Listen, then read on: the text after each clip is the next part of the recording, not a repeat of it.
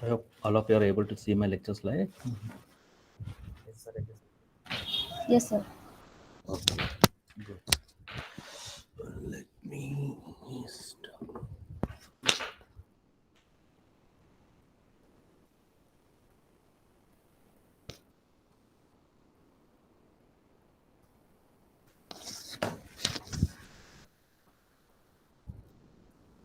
Okay, so I think after today's lecture, I think we'll be having a break. Okay, Friday is holiday. Okay, so there is no lecture. Okay, this week Friday, and as I mentioned earlier, okay, next week, okay, two lectures I won't be able to take. I'm sorry for it because I'll be traveling those, okay, 3 days. Okay. So effectively we are meeting, okay, on 27th. Okay, is it clear? This is a kind of announcement. Okay, this Friday is holiday due to Dasara, on account of Dasara, it's a holiday. Then next week I'll not be there. So following week we'll meet. Okay. So we'll be having, I think, 4 more lectures. Okay, before semester end examinations. Is it clear? Am I there online? Yes, sir. Yes, sir. Yeah. So we will meet, okay, again on 27th, like after today's lecture.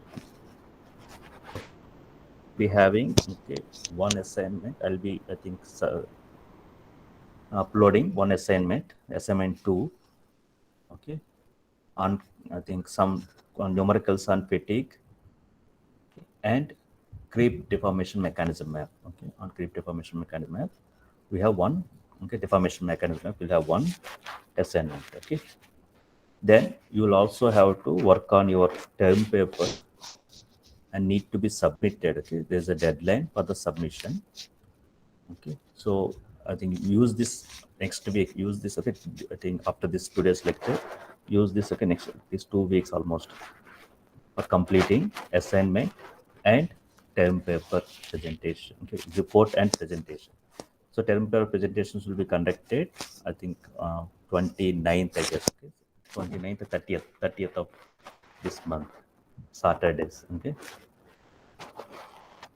So, and also be prepared for Vivos examination. Okay, I'll give you the guidelines for the Vivos examination. So I'll schedule, okay, Vivos examination and term paper presentations. Okay, is it clear about the announcements? Sir, Any both doubts? Sir, Vaibhav and Hello, is there a quiz on 24th? hello. Sir, is there a quiz on 24th? Yes, yes. Quiz is the third quiz. So That's okay. up to this today's lecture, right? Yes, you are right. Up to today's lecture, you are right. You are right. Okay. So from the quiz 2 to quiz 3 portion. Okay. So till today's portion. Okay? Whatever I haven't covered in quiz 1 and quiz 2. Okay. So that will be covered in quiz 3. Okay.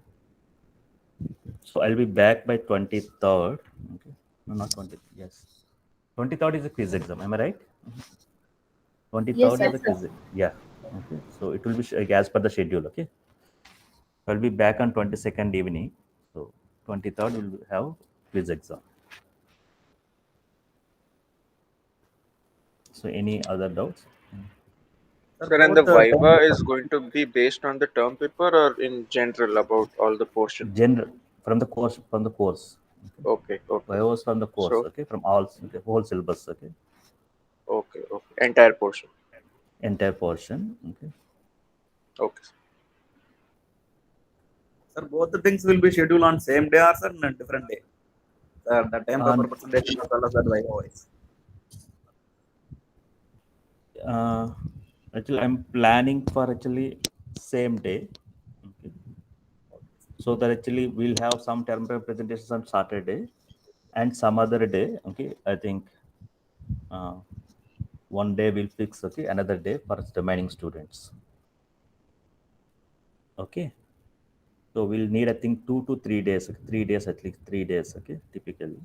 So I'll try to accommodate as much as possible Saturday, first half and second half.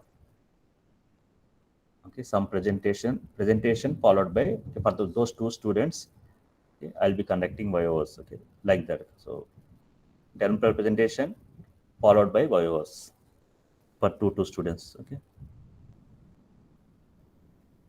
And is it clear? answer no NSEM exam No NSEM again, right? examination for this course. Okay. You're right. Okay, Okay. no NSEM. So I think need one more day. Okay, I think I need to take some lectures. 4 lectures I'll be taking. Okay, then I think one Saturday and one more, okay, Saturday I'll take. Okay, it's Saturday some other day which is convenient to, okay, students. Okay, is it clear? So after Diwali I take other, okay, other for other students. Okay, so I think put up a Excel sheet. I'll, okay, ask for the convenient slots for you. Okay, is it clear? Okay, so there will be Excel sheet. There you can mention, okay, I've mentioned some dates. Okay, for those dates, what are the convenient times? Okay, okay, you can first come base kind of thing. You can fill those Excel sheet. Okay,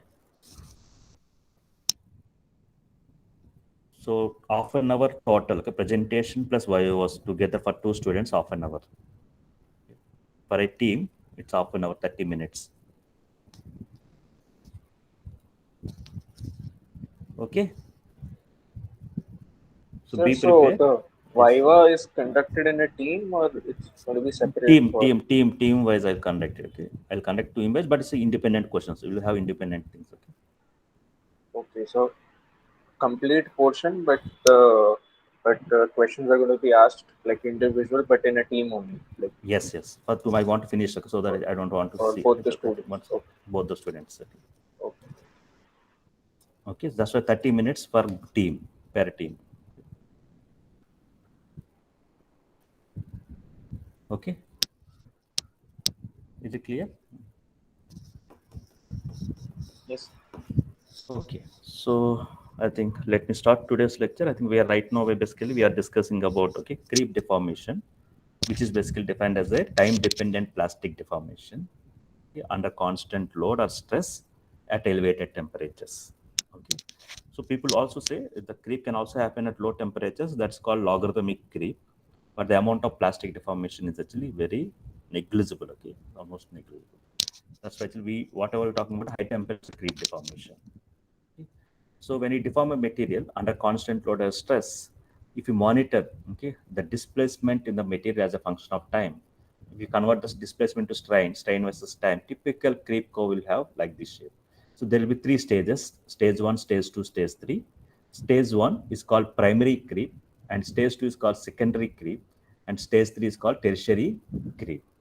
Okay, so if we change temperature stress, okay, we may see changes in the shape of the this typical, okay, creep curve. Typical creep curve is going to change. That with increasing temperature or stress, okay, is going to advance. That means more and the strain, the creep rate is going to be higher and higher. Okay, the strain is going to be higher. So the slope of this curve at any, okay, point is called actually, okay, it basically gives a strain rate. Okay, typical creep rate or steady state creep rate is usually taken from the secondary stage. From the secondary stage is also steady, okay, state. So d epsilon by dt, we know that it's a strain rate. But if I take, okay, the lowest strain rate, okay, in this one, usually creep rate, the strain rate decreases and becomes a steady, then again increases. Okay, if you take a slope of this curve, so the minimum strain rate is considered as a creep rate or steady state creep.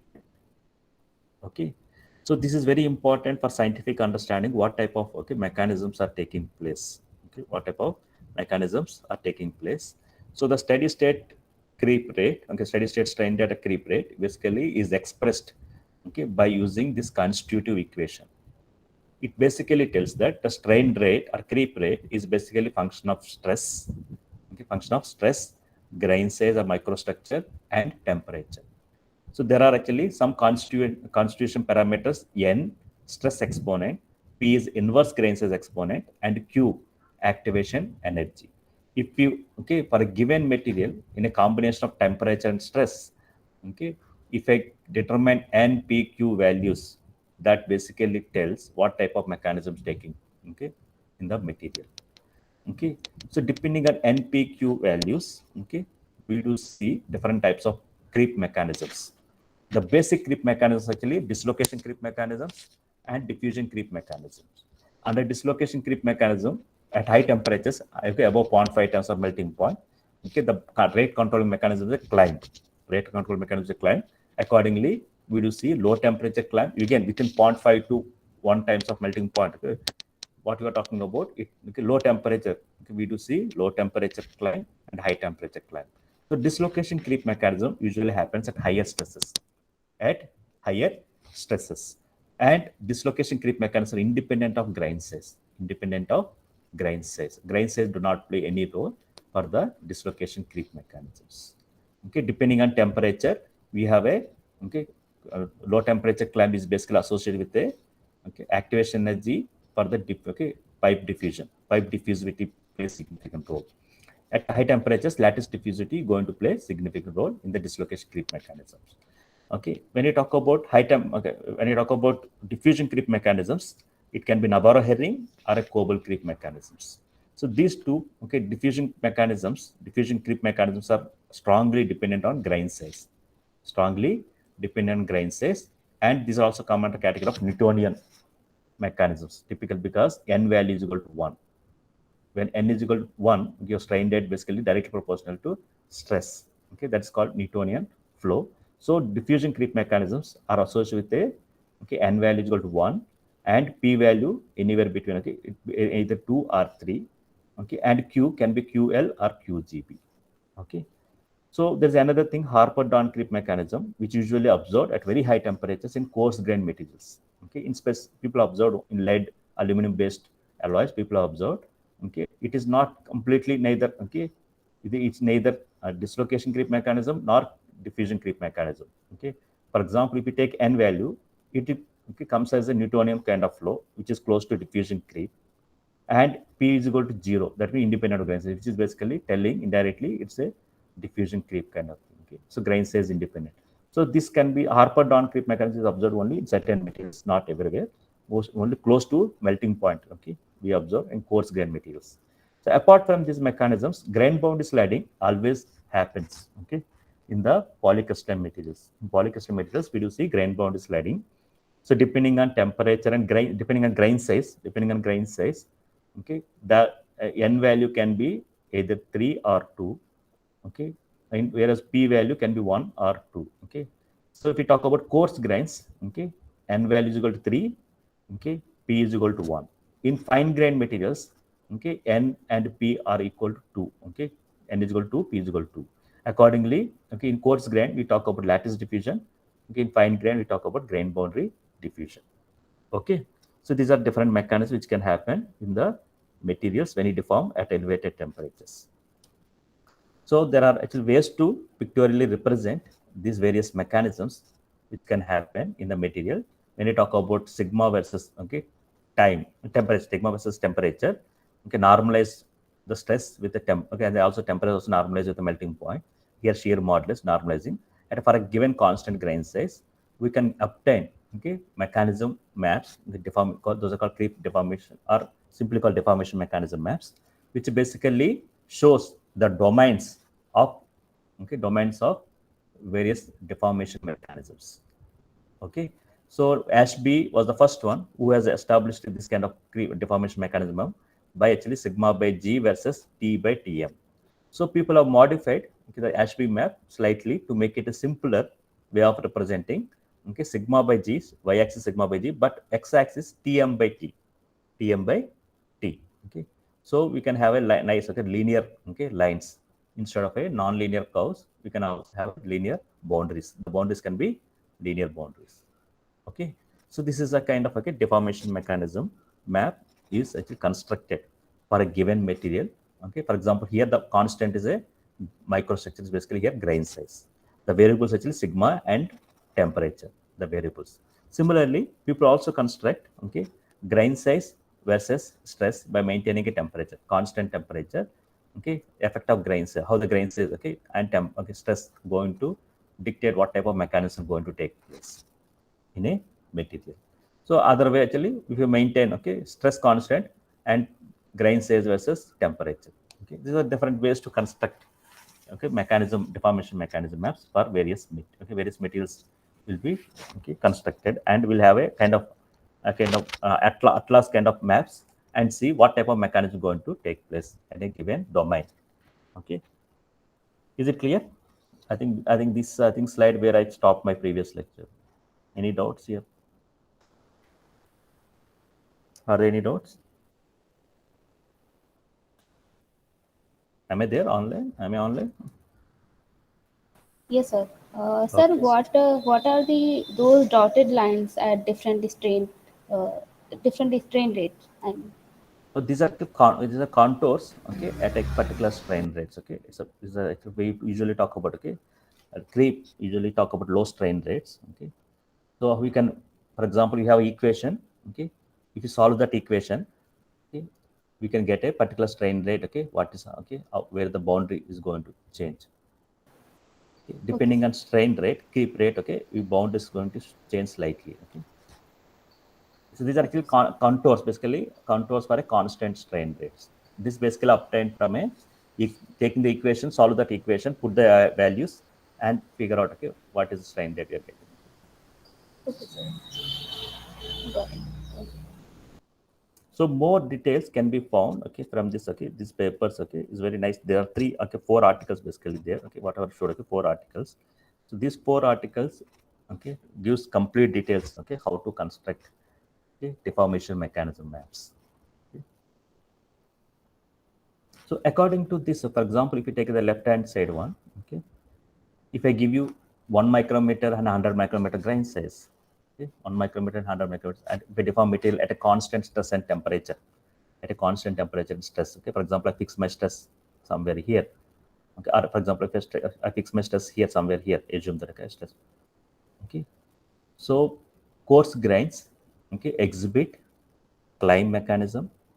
Okay, climb mechanism. Relatively finer grain size, we're going to exhibit Nabarro herring creep. And if we have much finer grain size, we are going to see Coble creep mechanism, the deformation mechanism that can happen. Okay. So if I refine the grain size, if I deform material at a constant temperature and constant stress, we may see transition from climb to Nabarro herring to Coble. Okay, finer grain size, we'll see Coble creep mechanism is going to take place. Okay. So that's where actually depending on once you decide what is the stress and temperature, for example, I decided so what is the effect of grain size can be known very easily. Okay, so depending once you know the grain size, I can say what type of mechanism is going to take place. Once now I have a fixed, I have to define my grain size, temperature, and stress. If it falls here, that means climb is the rate control mechanism. Climb is the rate control mechanism. If it happens to be here for given grain size, temperature, and stress, that means I can say Nabarro herring creep mechanism taking place. So accordingly, we have to design materials. Once I know this is the application temperature, this is the stress, and this is the microstructure. The grain size of material is going to be. So what kind of mechanism is taking place? If I can control that mechanism, if I can control that mechanism, I can extend the life of the component. Okay, that's where the use of this deformation mechanism. Okay, is it clear? So I think let's move further. Okay, some more details about a creep deformation.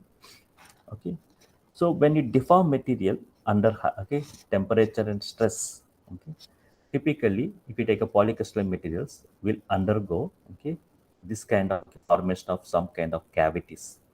Cavities are going to form in a polycrystalline materials. Okay, cavities can form at the triple junctions. Okay, can also form in the interface at the boundary, grain boundary.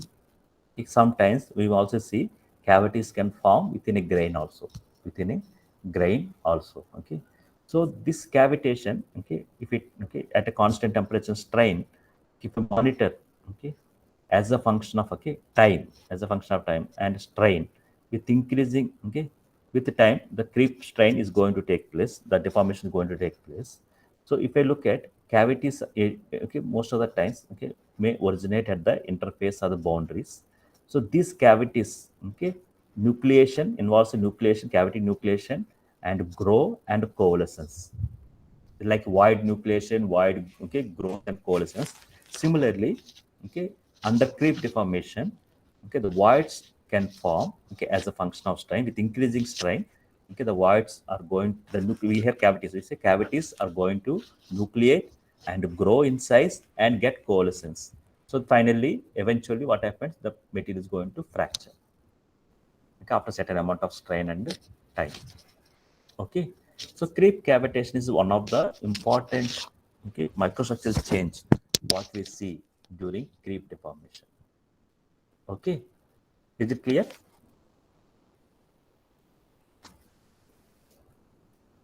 Hello, is it clear? Yes, sir. Okay, so depending on, okay, if I see, okay, if the moment if I see the cavities are getting coalescence, that means that is the time you have to, okay, stop, okay, because that means the material can fail at any point of time.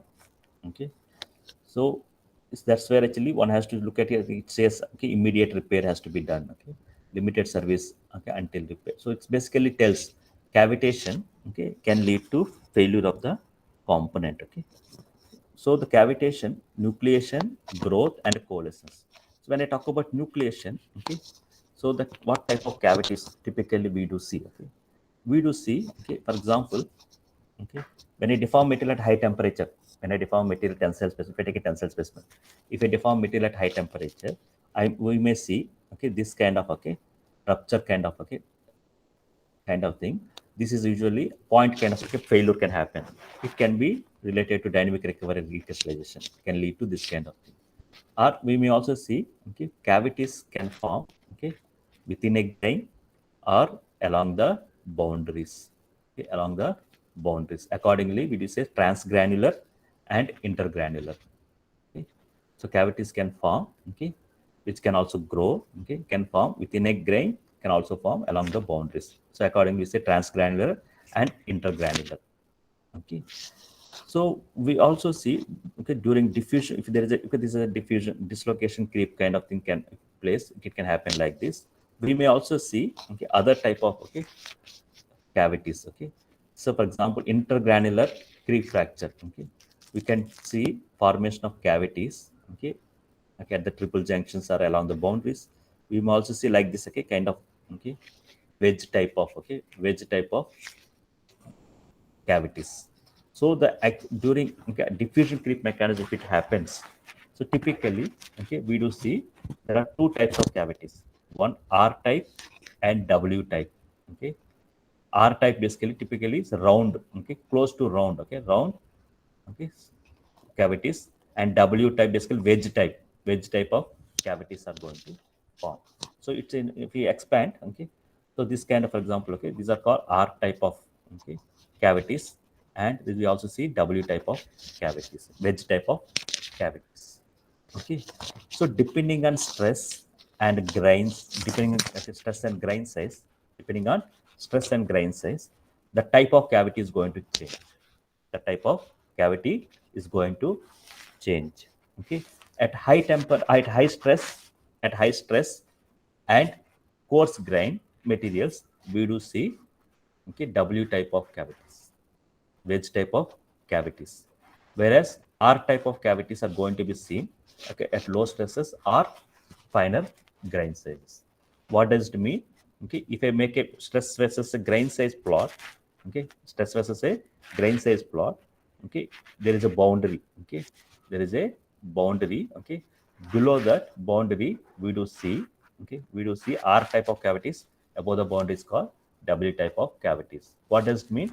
If I fix the grain size, for example, I fix the grain size, low stresses we do see R type of cavities, whereas at high stresses we do see W type of cavities. If I fix stress, if I fix a stress, okay, fine grain size materials will undergo, okay, R type of cavities. Coarse grain size materials will undergo W type, wedge type of cavities.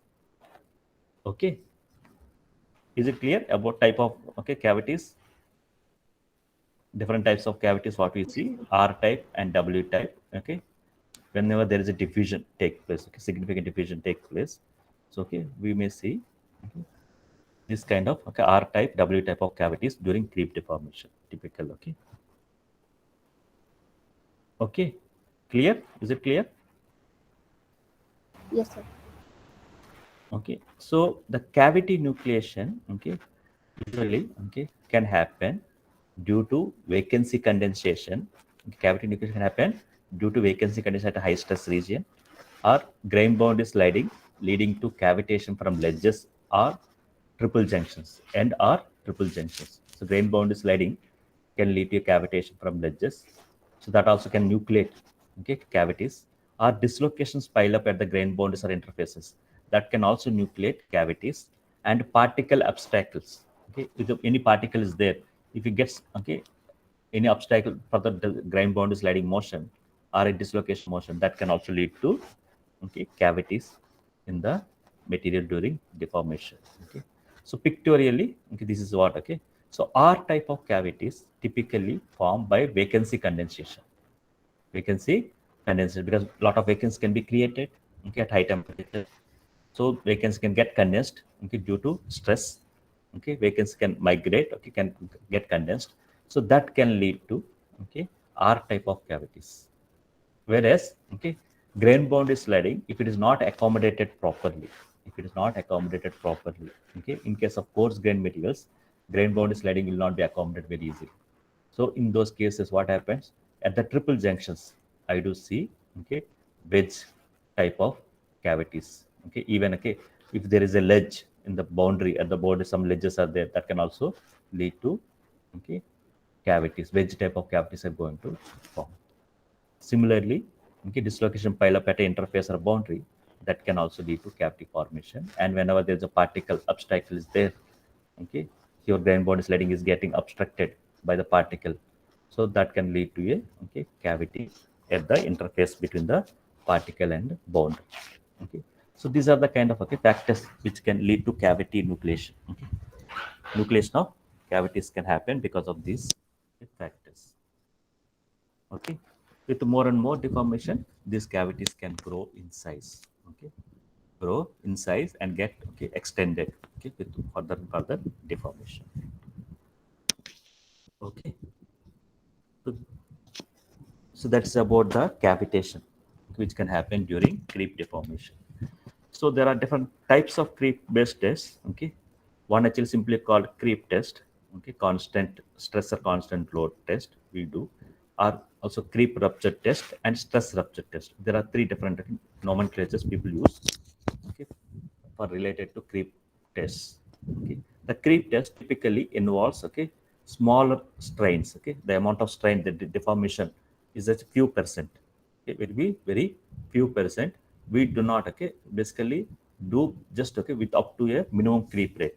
Most of the creep tests will be done only up to a minimum creep rate.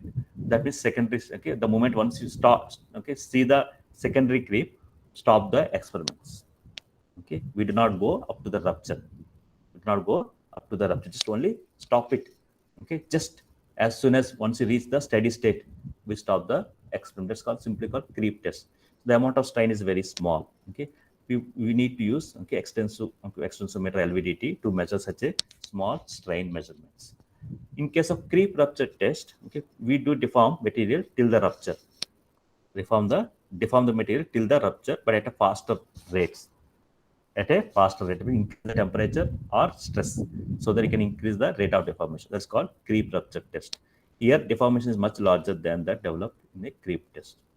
Okay. There's another thing, stress rupture test. Here we do not actually measure the deformation. We just see that at what stress the material is just simply rupturing.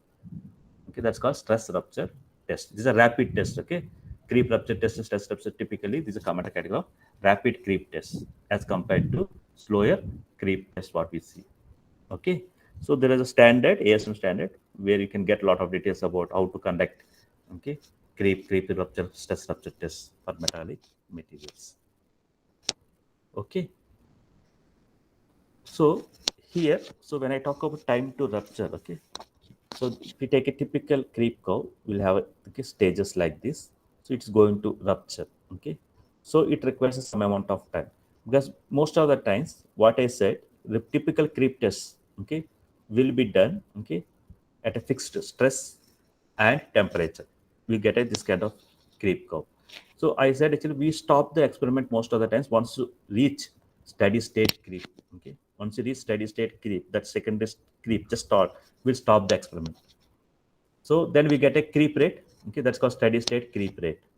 So what people try to do, okay, without doing, okay, test up to rupture, without doing, okay, up to rupture, because it may take so many years. Okay, so for example, if you take a nickel based alloys, if I want to deform at a low, okay, low stress and high temperature, okay, it may take so many years. So we may not have to do till that rupture. So establish steady state creep rate and correlate, okay, how much time is required, okay, how much time is required for the rupturing the component or a specimen. Okay, it's okay, the time is basically called TR or sometimes TF. Okay, rupture time, a time to rupture or time to finish the fracture the component. Okay, fracture, time to fracture, time to rupture. So there is a kind of empirical equation which basically correlates minimum creep rate with a time to rupture, time to rupture. Okay, that is that okay, that empirical equation, okay, is was given by Monkman and Grant. Okay, they came up with some relationship to relate, okay, time to rupture and minimum creep rate. Okay, so here, okay, there's a kind of exponent m and c constant. Okay, the values, okay, typically exponent m value 0.8 to 0.95 and the constant c varies from 3 to 20. Okay, these are material constants. Okay, these are material constants m and c. So people try to come up with this kind of relationship because already have I know what is my, okay, minimum creep rate, so I can know what is the, at what time the component is going to fail. Okay, so this relationship is very useful, okay, without doing test up to the rupture. Okay, by just deforming material up to minimum creep rate, and from the minimum creep rate I can estimate what is the total time the component can withstand before its rupture. Okay, so slightly modified equation was proposed. Okay, modified Monkman-Grant relationship where strain is also considered. Okay, failure strain. Okay, this much strain. Okay, for example, okay, how much I want to have this much failure strain. Okay, so how much time is required. So this is a kind of, okay, modified equation has been come up after, okay, fitting by getting better fits. Okay, by, okay, obtained when they introduced, okay, failure strain. Okay, so this equation is quite extensively used for designing a component, okay, for a creep applications, okay, high temperature applications. Okay, is it clear about this Monkman Grant relationship? Any doubts here? Sir, what is the typical time required What is that? to what is the typical time required to reach the minimum creep rate? No, it varies. You're depending on stress and, okay, temperature and type of what kind of creep mechanism taking place. Okay, we already know, okay, the strain rate equal to, okay, is a proportional to sigma to the power of n, okay, and d to the power of minus p, okay, and exponential of, okay, 1 by t. Okay, so it depends. Okay, that depends on, okay, your microstructure stress, microstructure and temperature combination. Okay, if I lower the, okay, stress, you are going to see very small amount of stress. The deformation is very small. Okay, so depending, once you increase the temperature stress, we can see an increased, okay, creep strain. So we cannot, it depends. Okay, everything depends on combination of these three, okay, variables. In a pure metals, typically in pure metals, okay, grain size, stress and temperature can dictate, okay, what is my creep rate. Okay, Yes. we need to establish, okay, because we cannot, for example, when you deform material at low stress and relatively low temperature, still above 0.5 times, but relatively low, okay, temperature, it may take so many years. Okay, so you don't have, because you cannot do such a long time test, okay, on a laboratory scale, we cannot. Okay, so that was the reason. Okay, so just do somewhere up to establish at a given temperature and stress. Okay, establish curve only up to some point, okay, where you are seeing. Okay, you can stop it at this stage. It may take so many years beyond that. Okay, we may do some in months. Okay, at low temperature height. Okay, relative low temperature and low stresses, it may take some months to establish curve up to this point. and stop it. And once achieve this steady state creep or minimum creep rate, okay, we can get what is the time to rupture. Okay. Any doubts here about okay, use of this Monkman-Grant relationship?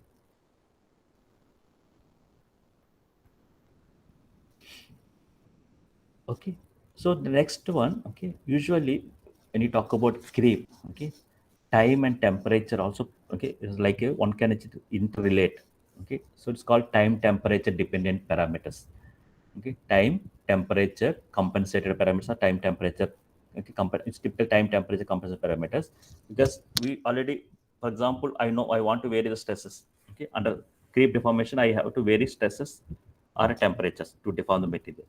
Okay, time is okay, the amount of the strain, okay, it takes is basically function of a time. With increasing time, the amount of strain is going to increase. So here people have come up with a compensating, okay, temperature and time, basically time temperature compensation is basically, okay, taken into account. Okay, for example, here we know that strain rate d epsilon by dt, is a okay, is basically function of stress and a exponential minus q by rt. Assume that constant grain size. Okay, so d epsilon by okay dt is basically strain rate, can give you a function of a sigma, some okay function of a sigma, and exponential minus q by rt. So if I take dt this side, okay, d epsilon equal to this equation. Okay. If I integrate it, if I integrate both sides, okay, from a strain, okay, 0 to okay steady state strain, okay, I get a steady state strain equal to some function of stress. And if I integrate this thing, okay, so there's no time. So here we get a t, because we are integrating t 0 to okay, some amount of time, which is required to establish a steady state creep. Okay, we get a this kind of equation. Okay, so usually, so time compensated, okay, time temperature compensated parameter is nothing but this t exponential minus q by rt. Okay, so that is called theta. Okay, theta is usually expressed is equal to t exponential minus q by rt. Okay, so temperature compensated time or time compensated temperature, okay, we can call, basically considers both time and temperature, both time and temperature. This parameter, okay, is used extensively, okay, when you talk about time temperature combination. Time temperature creep is one of the, okay, time temperature, okay, we do see time and temperature both can dictate how much strain is taking place. Apart from stress, okay, time temperature can dictate how much strain is taking place in the material. So people use this kind of parameter theta, time temperature compensated parameter, t exponential minus q by rt. So from this one, okay, there is a useful parameter called Larson Miller parameter, okay, which has been arrived, okay, using this time temperature compensated parameter. Okay, by just simply do logarithmic on both sides. Okay, log theta equal to log t minus q by rt. Okay, minus q by rt, by just rearranging these terms. Okay, we do get a parameter called Larson Miller parameter, PLM, is equal to t log t r time to rupture minus log theta r, okay, time, okay, basically time temperature compensated for rupture. So it can be taken as a t log t r plus c. Okay, this is a well-known, okay, Larson Miller parameter, simply called LM parameter. LM parameter is called Larson Miller parameter. Okay, so PLM is basically temperature, okay, and log T R plus C. C is a basically nothing but minus log theta R, minus log theta R. Okay, so temperature is the, just rearrange, okay, just take a logarithmic on both sides, and if you rearrange them, okay, we get this equation. Okay, so this equivalent to basically PLM. Okay, so if you just, okay, take this thing, what is basically PLM, basically is equivalent to temperature dependent and time dependent. Okay, so what I'm getting actually minus log theta r is basically becoming a plus c.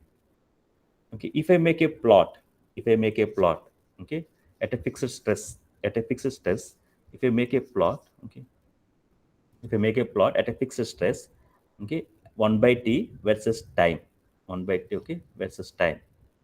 Okay, so I do get a kind of curve like this.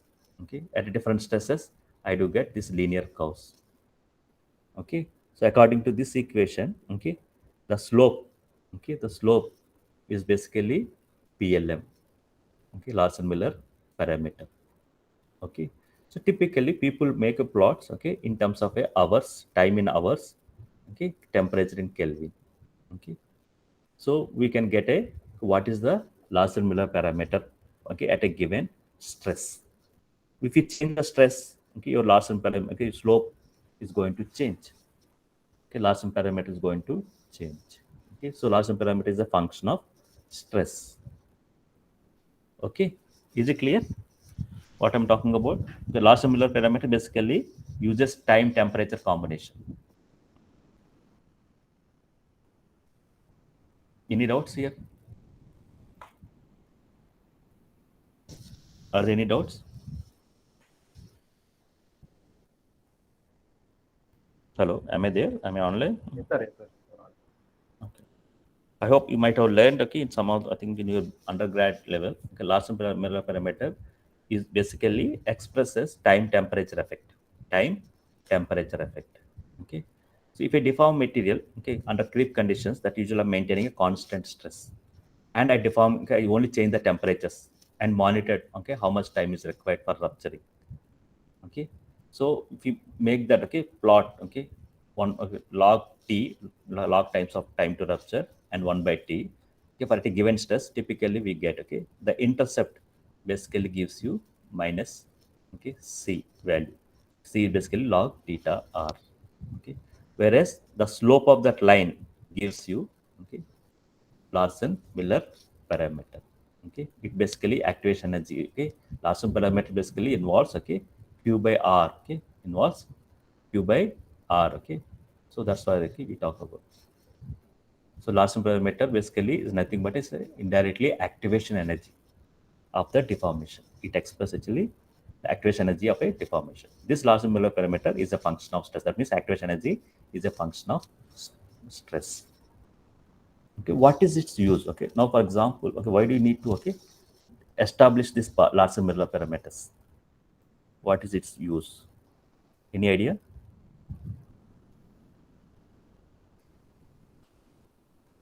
Any idea? No. Okay, so usually, okay, for a designing purpose, okay, we need to have established a stress versus a Larson Miller parameter. Okay, so if a, okay, Larson parameter is going to is a function of a stress. Okay, at a given stress we are going to have a Larson Miller parameter.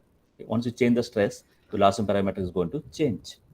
Okay, so for different temperatures, because all the temperatures have been already combined here, we are getting a master curve. We are getting a master curve, which basically how the stress is going. Okay, stress and Larson parameter are going to related each other. Okay, so all temperatures, okay, at different temperatures you have done deformation, so we are establishing Larson Miller parameter that for each stress, so we are getting a master curve like this. So this master curve tells that, okay, once I decide, okay, this is my Larson Miller parameter of the, okay, time temperature combination, this is my time temperature combination. Okay, how much stress, okay, the safe maximum stress I can apply for a material to be safe. Okay, so according to this line, if this line basically demarcates safe and unsafe domain. Safe and unsafe domain. Okay, once I decide I want to use the material component, okay, this is the temperature and time to rupture, this much time to rupture. Okay, so how much, okay, stress is applicable, or if I decide what is the stress, okay, what is the time temperature combination I have to use, okay, the material to be safe. Okay, so this is basically very much useful for designing, okay, components against creep. Against creep.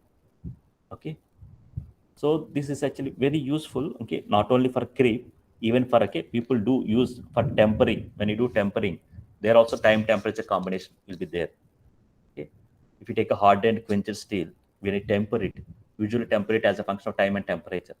So there also people use Larson Miller parameter. Okay, Larson Miller parameter basically takes into account of temperature and time to rupture. Time, okay, time based combination. It basically indirectly tells what is the activation energy involved in the particular process. In the creep deformation, we say what is the activation energy involved in the particular, okay, at a given stress. Similarly, in the tempering also one can know, okay, last parameter. So one can say what is the activation energy involved in the tempering process. So like that, okay. So last parameter is simply is nothing but a time temperature combination. It, okay, takes into account of both time and temperature. Okay. This is about the, okay, Larson Miller parameter. Is there any doubts? Please let me know. You clear? Yes, sir. Okay. So typically, okay, if I want to design, okay, okay, if I want to select a material, okay, if I want to come up with a material for a given up component, okay, where we know that, okay, creep is the dominant mechanism, the dominant, okay, deformation thing which is going to take place. That means your the component can be subjected to temperature and stress. That means we can expect, okay, there will be some plastic deformation. Okay. So how do you design? Okay, how do you select a material? Okay, for a particular creep applications. So the basic thing is basically this a constitute equation. This constitute equation clearly tells that, okay, okay, if I want to have a lower creep rate, that means either I have to decrease the stress or decrease the temperature or increase the grain size. Am I right? Okay. If I want to design a component against creep, that means the creep rate has to be small. Okay, the creep rate is small means the material can withstand. Okay, the material can, the life of the component will be longer. If the creep rate is high, that means the life of the component is low. Okay, that means I need to aim for having a low creep rate, lower creep rate. The lower creep rate basically can be attained or can be achieved, okay, by having a lower stress, applying a lower stress, or, okay, lower temperature, or coarse grain structure. Okay, in pure metals, typically, okay, if you want to have use a pure metal for high temperature applications, have to, okay, have a coarse grain. Okay, you should already decided this is our stress, this is the temperature I decided. That means actually coarse grain materials will exhibit better creep resistance than a fine grain materials. Okay. Now, if you talk about alloys, okay, what is the okay, advantage of having a alloys over pure metal?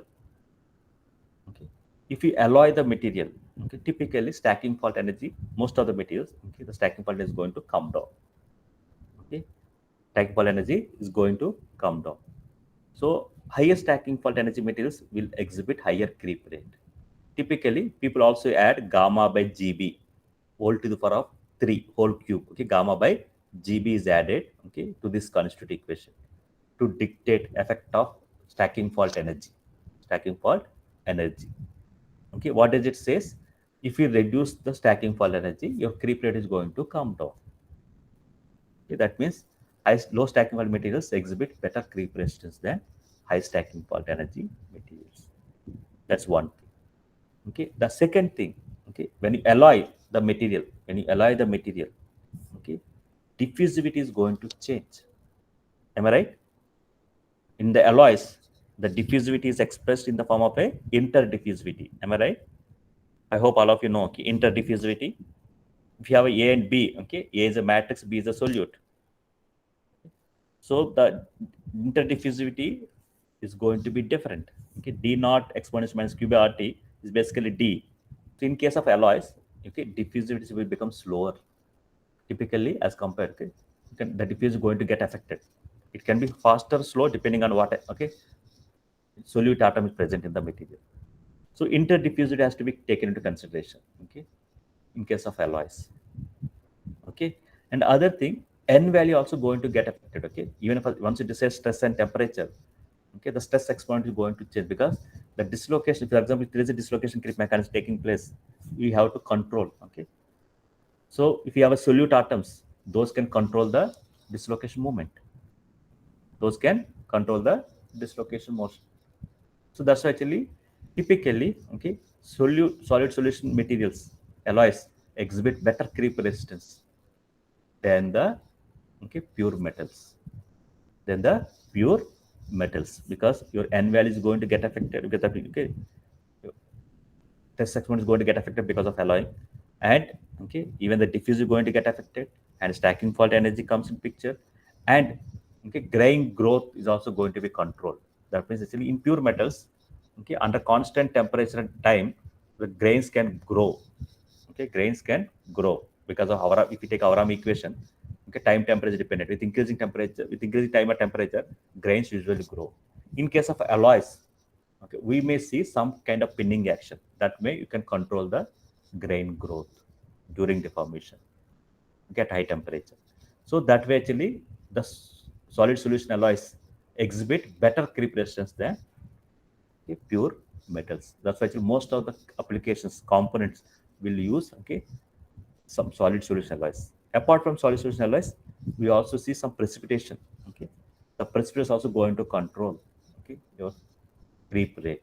Okay, so super alloys, if we talk about, which can have, okay, various, okay, kind of mechanisms, solid solution mechanism, and precipitation and dispersion hardening.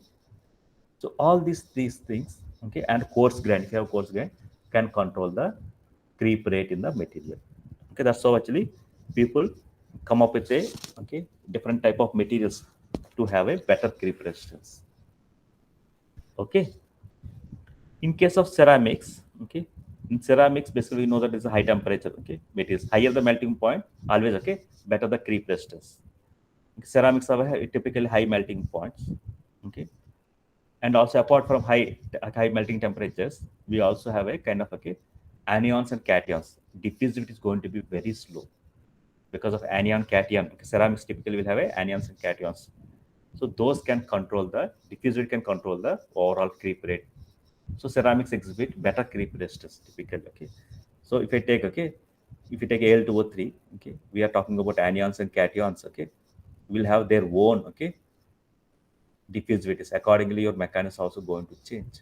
Okay, even Navarro herring, you have to consider per aluminum, okay, ions, okay, and cobalt creep for aluminum ions, like that. Okay, so look at here. So when you have oxygen ions, okay, aluminum ions, so their diffusers are going to play a role, okay, during creep deformation of ceramics. So what is majorly ceramics by default, okay, are considered as high temperature materials. At the same time, they exhibit low creep resistance. So low creep rate, that is better creep resistance, because of, okay, what you are going to talk about, okay, diffuser is going to be get control. The other thing, in ceramics we rarely see dislocation motion.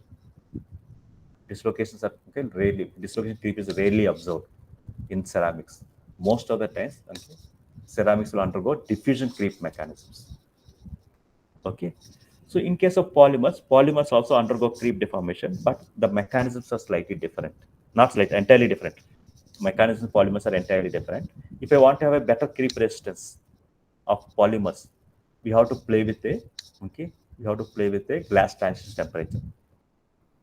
Okay, here we talk about viscous flow. Okay, creep usually called in terms of a viscous flow behavior.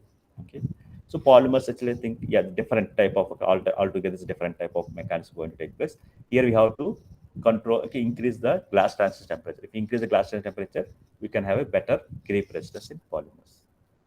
Okay, so this is about, okay, designing materials against creep damage. Any doubts here? Are there any doubts?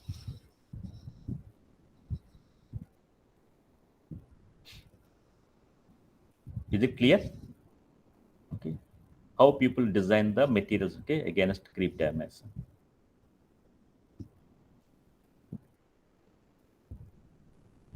I hope all of you are busy, I think. No, sir, not like that, sir. We are Okay. listening about this. Okay. So this is the fundamental constitutive equation, which basically describes, okay, creep rate. Okay. So based on this equation, one can, okay, see that how to control a creep rate in the material. So by just looking at, okay, by changing the parameters, we can control the creep rate in a material. So that's about whatever we discuss about the, this altogether is a creep deformation. Okay. So now I think we need to move to another topic. Okay, residual stresses. Residual stresses also called, people also call internal stresses in a material. Okay, most materials, okay, we do see some stresses are going to present, okay, within a material. Okay, so the stresses are simply called residual stresses in a material, okay, are classified into three types. Classified into three types. Okay, type 1 is called macro stress, and type 2 and type 3 are micro stresses, are called micro stresses.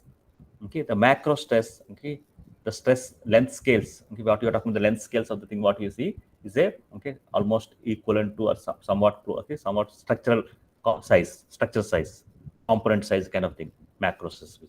Micro stresses are basically related, can be happening, okay, within a grain size, some 3 to 10 times of grain size. Okay, so type 2 basically happens, okay, within 3 to 10 times of grain size. That means actually, okay, along the intergranular, okay, intergranular kind of, okay, between the grain boundaries or between the interfaces, okay, of the reinforcement and composite. If you take a composite reinforcement and matrix, okay, or if you take a polycrystalline material, okay, between the grains we have a stresses. Okay, so those come under category of type 2 stresses. And type 3 stresses, okay, are actually less than grain size, less than grain size. Within, okay, grain we do see, okay, formation of, okay, stresses. Okay, so these stresses play significant role, okay, during plastic deformation. Okay, even during plastic deformation also can develop, some of them are, can also affect the overall deformation behavior of a material. Okay, so basically here the same thing I just described, type 1, type 2, type 3. Okay, type 1, okay, typically we do, okay, use continuum models, okay, to, okay, determine what is the stresses, okay, macro stresses that can present in a material. Okay, here we do not talk whether it's a polycrystal multiple, we do not talk about, only the continuum level. Finite element methods will be used, okay, if you want to estimate what is the, okay, macro stress.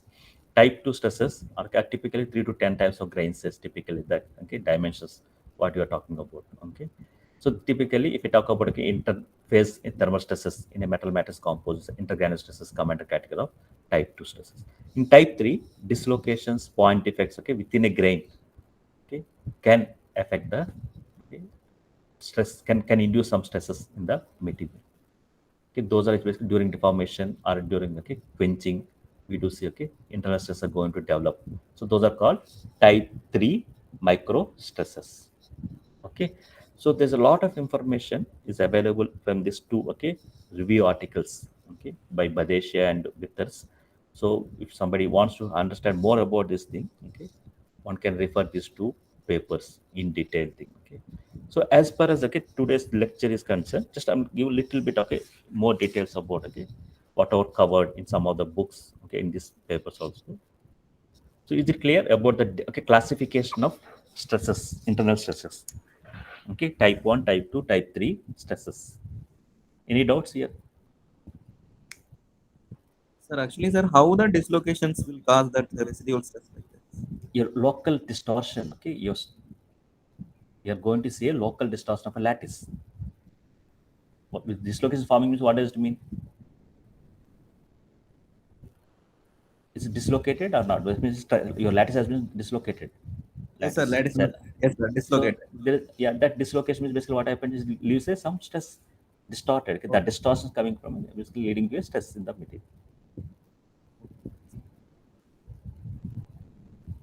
Okay, typically, okay, the stresses, residual stresses are going to be created by misfit, okay, by misfit action, okay, by misfitting, okay, either between atoms or between, okay, grains or between, okay, one component to other component, okay, can lead to a residual stresses in a material. So there are actually, okay, within these types, what you are talking, type 1, type 2, type 3, okay, the causes for the residual stresses are basically, okay, can be thermal, can also be due to phase transformations. Okay, thermal stresses can lead, okay, thermal gradient can lead to stresses. Those are called thermal stresses. Okay, we also see phase transformation induced stresses. We do see. Okay, so these, okay, can gives rise to residual stresses in a material. That we basically misfit whenever there is a misfit between the okay, between two components which are joined together, or within a polycrystalline materials, okay, we may see between, okay, grains incompatibility can lead to stresses, or within a grain, okay, any distortion can lead to a stresses in the material. Okay, so if you look at, okay, the kind of thing which can cause, okay, stresses in the material here, for example, residual stress basically arise from a misfits. Here, for example, if I take short peening, if I do a short peening of a component, okay, we are basically inducing compressive stresses on the surface, compressive residual stresses on the surface. Okay, these are called common kind of macro stress. Similarly, if I expand the hole, okay, using some kind of conical, okay, punch, okay, that also induces stresses in the material. Those are common character macro stresses. Bending, if I bend it, okay, we do see, okay, gradient in the stresses. So that can lead to a pressure stresses in the material. Okay, welding, if I do welding, which induces, okay, some distortion going to take place. That can also lead to macro stresses in the material. As far as micro stresses are concerned, thermal stresses, okay, okay, when because of thermal change, okay, temperature change can lead to a stresses in the material. Okay, for example, if we talk about two phases, okay, phase one, phase two are a composite reinforcement and matrix. Okay, what happens? Okay, one of them get expand, other one may, okay, get contracted. Okay, so the difference in the, okay, coefficient of thermal expansion can lead to a thermostresses in the material. Even in the same phase, even within single phase, okay, when you quench from one high end to low, high temperature, low temperature, that can also lead to a thermostresses in the material. So coefficient of thermal expansion, okay, the difference in coefficient thermal expansion and coefficient thermal expansion can lead to a thermostress in a material. Similarly, if I deform a material, if I deform material, which for example have a two-phase material like this, one, phase two, okay, it matrix and some reinforcement kind of thing. If I deform the material, one of them may deform more than the other one. Okay, matrix can deform more than the, okay, this particle. But most of the particles will be stronger than the matrix most of the times. So in that case, there is a difference in the, okay, difference in the deformation that can also lead to stresses in the material. Similarly, transformation, phase transformation can also induce stresses in the material. And in case of polycrystalline materials, okay, we have a grains which can deform individually. Okay, supposed to give deform individually. Okay, so because this may deform differently than the other one, okay, that can lead to incompatibility. Where we talk about, okay, geometrical necessary dislocations, okay, basically take care of the incompatibility, the deformation. So that can lead to a, okay, micro stress in the material. Similarly, within a grain, okay, the lattice distortion can lead to a stresses in the material. These are basically, okay, factors which can induce stresses in a material. Is it clear? Any doubts here?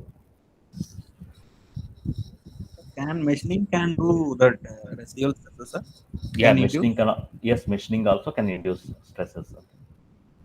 So machining can induce local temperature change. Okay. Yes, sir.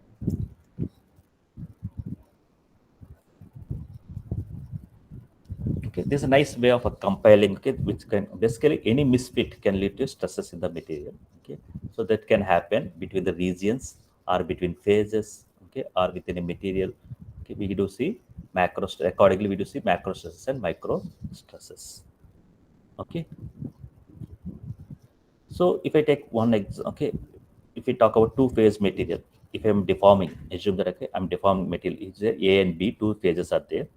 Okay, I'm deforming both the phases, okay, plastically. Okay, if I deform a material, you know that, okay, one of them may, okay, maybe within, okay, within elastic deformation, assume that A is a still is harder than B. Assume that A is a harder than B phase. Okay, if I deform material A, okay, both the phase, assume that both the phases are side by side, which is interface. If I deform both of them together, one will undergo elastic deformation, other one undergo plastic deformation, elastic plus plastic deformation. If I unload that material after certain amount of loading, if I unload it, what happens? Okay, supposed to be, okay, supposed to be what happens? This one, okay, A phase should undergo elastic recovery, complete elastic recovery, whereas the B phase, okay, should have only, okay, undergo only elastic recovery, but plastic deformation should be retained. But in reality, what we see, okay, both the phases, okay, undergo certain amount of plastic deformation. Okay, this is basically origin of stresses during deformation. Okay, in a two-phase material. Okay, so what happens during deformation? Okay, though it's supposed to undergo only raster deformation, but we may see some plastic deformation, some expansion tension is going to take place in the A phase, and some compression going to take place in the B phase. Okay, so that basically what happens in a what we are seeing is a balancing happening. Okay, stresses are getting balanced here. Okay, so this incompatibility in the deformation can lead to a stresses in the material. Okay, is it clear? Okay, when you form a two-phase material, how the stresses are going to develop, okay, in a material. So similarly, okay, phase transformation can also induce okay, stresses in the material. One of the best examples when you talk about any phase transformation, okay, steel is a very good example. Okay, if you want to discuss about a phase transformation, if I take material, okay, steel, if I heat, okay, assume that I heat it to austenite temperature, I'll be having an austenite structure. Okay, this austenite can transform to ferrite or martensite. Okay, depending on okay kind of cooling rates what you are given. Okay, assume that I have given steel of okay 0.3 0.4% carbon steel, or okay, or if we take a okay, 0.8% carbon steel, best example 0.8% is basically 100% okay ferrite under equilibrium conditions. If I do rapid cooling, it can lead to a martensite transformation. Okay, so the transformation, okay, typically from austenite to ferrite or austenite to martensite. If you take austenite to ferrite and austenite to martensite, the mechanism of phase transformation is different. I hope all of you agree. Am I right? Yes, sir. The mechanism, okay, austenite transforms to ferrite, austenite transforms to ferrite, martensite. The mechanism are different. What type of mechanism is going to take place when austenite transforms to ferrite? What type of mechanism is going to take place when austenite transforms to martensite? What is the difference in the mechanisms? Any idea? Sir, one is by diffusion and second is the by diffusionless process. Yeah, but actually that is in yeah that indirectly says okay basically under equilibrium conditions okay diffusion play a role okay under non-equilibrium conditions diffusion less that's okay. But what type of changes are going to take place in terms of a lattice? In terms of lattice, okay. Now I have austenite FCC, okay, and martensite, and okay ferrite will have a close to BCC, okay, both of them, okay. Assume that carbon content is negligible. Okay, but one is BCT, other one is a if carbon is there, it becomes BCT, otherwise close to BCC. Okay. So there are actually actual mechanisms. What people say, one is actually reconstructive mechanism, other one is a displacive mechanism. Reconstructive mechanism and displacive mechanism. Okay, the actual mechanisms too. Okay, were given. Okay, explained in the form of a one actually reconstructive mechanism. Austenite when it transforms to ferrite, that basically undergoes reconstructive mechanism. Lattice is going to get reconstructed. FCC becoming a BC. That's a simple reconstruction. In case of a martensite formation, we do talk in terms of displacive mechanism. Displacive mechanism. Okay. So look at here. Okay, if I have a gamma grains, okay, gamma grains, okay, when during transformation, it can undergo either ferrite or martensite. Okay.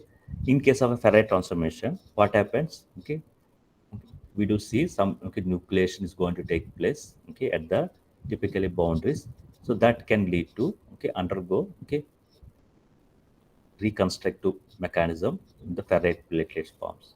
In case of martensite formation, we do see invariant plane strain condition. Okay, that basically talks about a displacive transformation. Displacive transformation. Okay, look at here the kind of stresses what is going to develop when it gamma transforms to ferrite.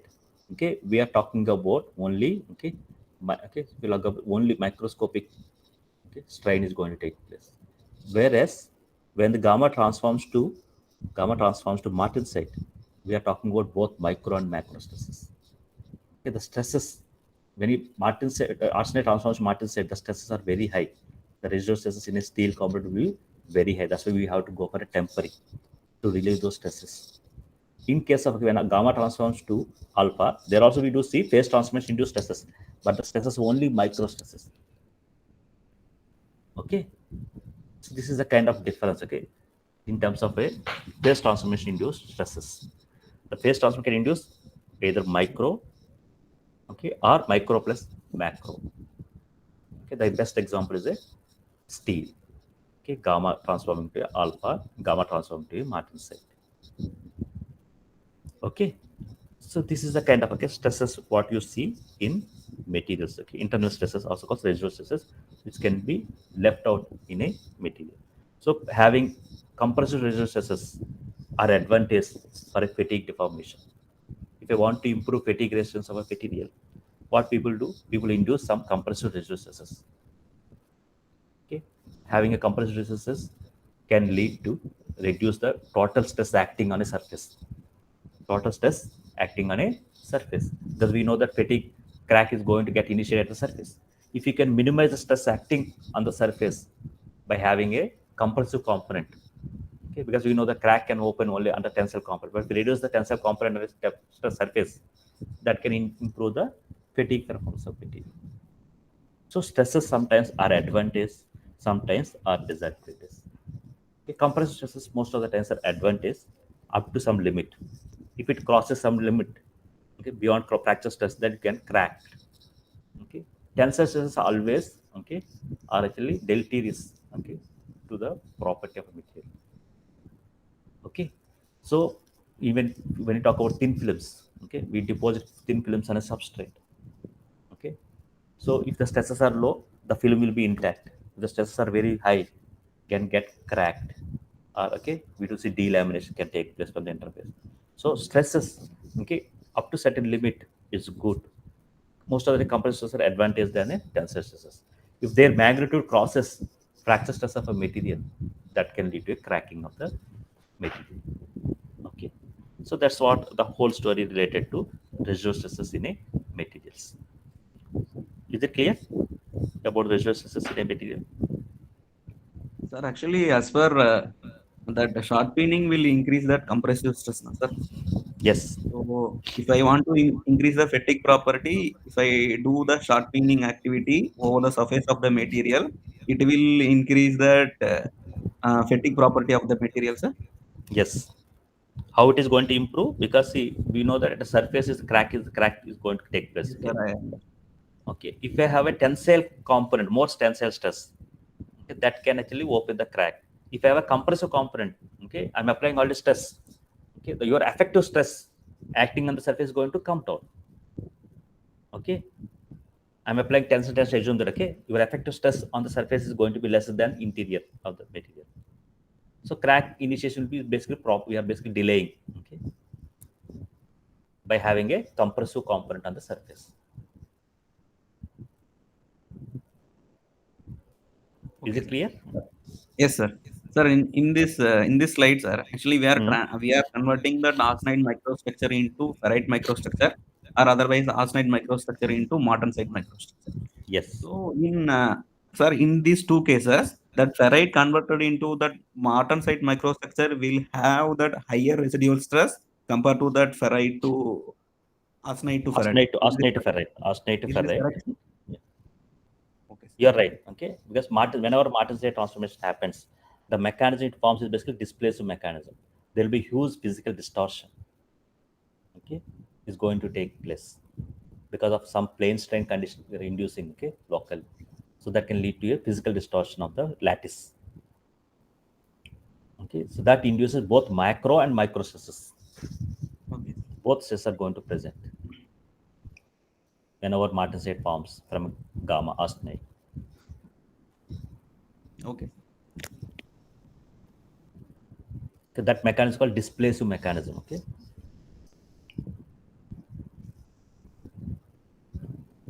displacive transformation mechanism and reconstructive transformation mechanism. These two, okay, different type of mechanisms which can be seen. Okay, when the steel transforms, when the phase transformation steels are observed. I hope, I think some of you might have taken advanced physical and mechanical metallurgy course. There, I think there's just one chapter supposed to be on this reconstructive and displacive mechanism which can be seen in steels.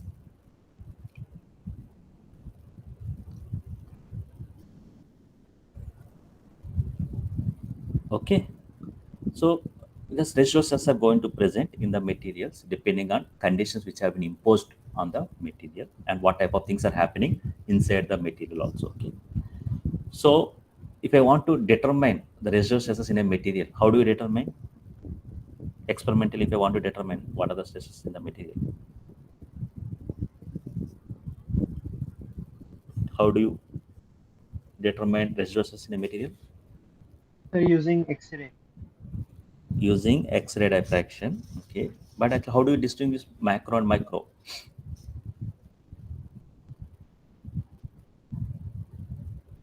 Because now you said residual stress can be micro or macro. Okay, how do you estimate micro and how do you deconvolute micro and macro?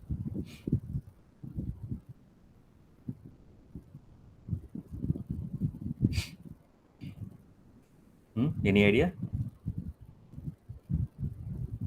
No, sir. Yeah. Okay, X-ray diffraction. Okay, it's a very useful tool. There are different ways to make estimate the residual stress in a material. Okay, so one actually X-ray diffraction, other one actually drill hole method. Okay, drill hole method is basically used for actually estimating macro stress in a material. X-ray diffraction can be used for determining both micro and macro stresses. Okay, when you do X-ray diffraction, okay, we do get a XRD pattern in a polycrystalline material. Okay, we get a peak intensity versus 2 theta. Okay, if there are no stresses in the material, there are no stresses in the material, assume that material grains are relatively coarser. Relatively coarser. If there are no stresses, we do get a sharp peaks at the intended 2 theta, at intended Bragg angle, we get a peaks, very sharp peaks. Okay. If there are macro stresses, assume there are macro stresses in the material, we do see shift in the Bragg angle. The position, the peak position of a peak position is going to change if there is a macro, depending on if it is a tension compression, accordingly the shift is going to take place.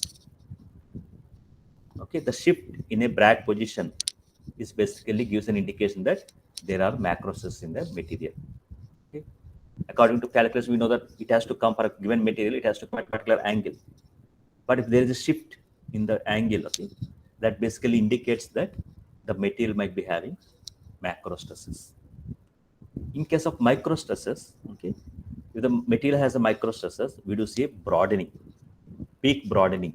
Okay, okay, indicates that there are micro stresses in the material. Okay, so peak broadening basically comes from a micro stresses. Okay, I'm talking about in coarse grain materials. In a coarse grain materials, okay, peak broadening can also happen when there are very fine grains. Crystallization becomes finer and finer. Then also broadening takes place.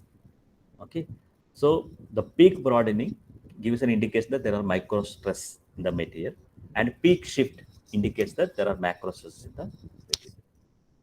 Okay. So not only X-ray diffraction, people also use neutron diffraction, synchrotron diffraction, okay, to determine the stresses in a materials. Okay. So there's other thing, the drill hole method, basically, okay, drilling by drilling and see that. Okay. So this is another way of people do on an industrial scale. People also measure macro stresses in a material. Okay.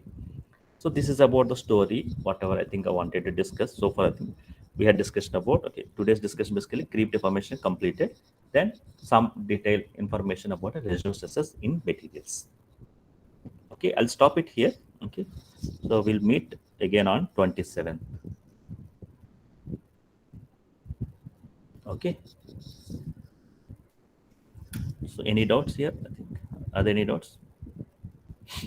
Sir, can you please explain once how the drilling the hole, we can measure that macro stress? So actually, the drill hole method. Okay, I'll bring it. Okay, next time I'll just show it. Okay, that's one slide I'll show you. Okay, Continue. sir, thanks.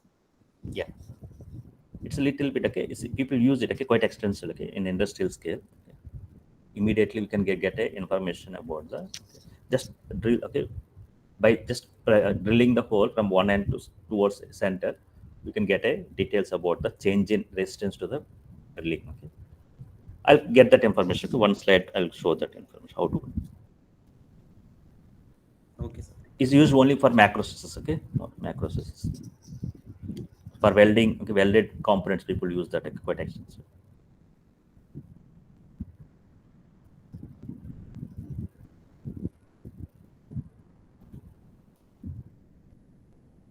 Any more doubts? Sir, assignments are already uploaded, sir, or No, no, I'm going to upload. Okay, I'm going to upload this Friday. Okay, okay, sir. so you'll get that. That second assignment, already uploaded. That was over. Second Yes, assignment sir. is pending, so that will be okay uploaded. No, no.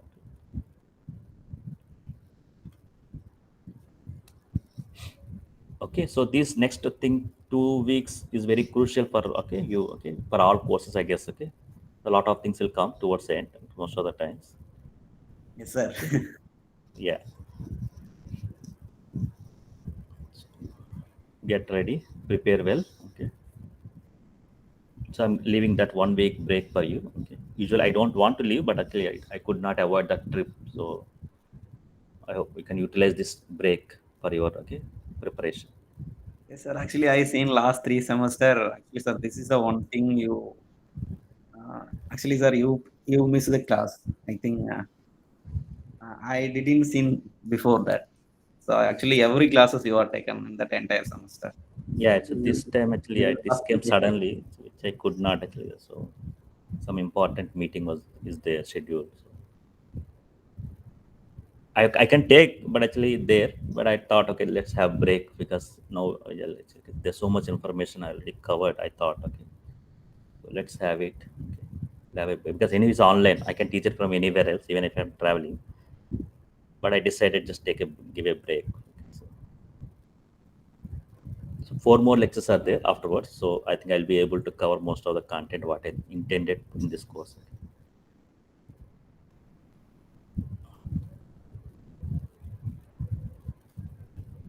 So